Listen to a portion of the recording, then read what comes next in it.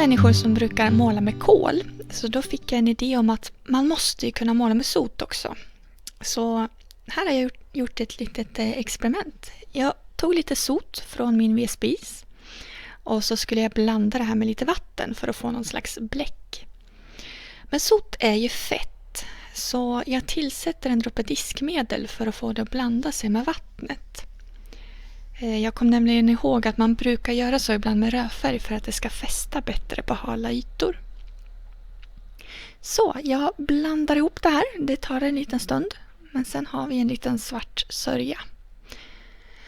Och som ytterligare ett test så tänkte jag mortla det här för att få pigmenten mer finfördelade.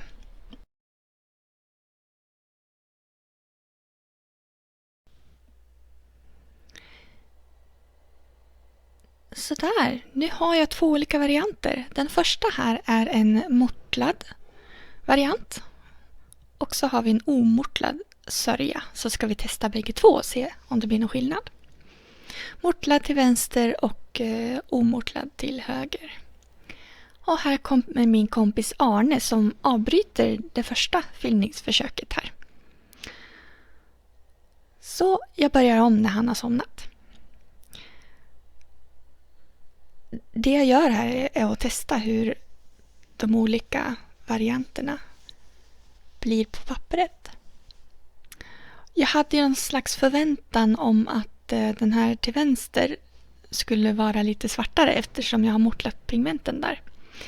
Men jag glömde av en sak.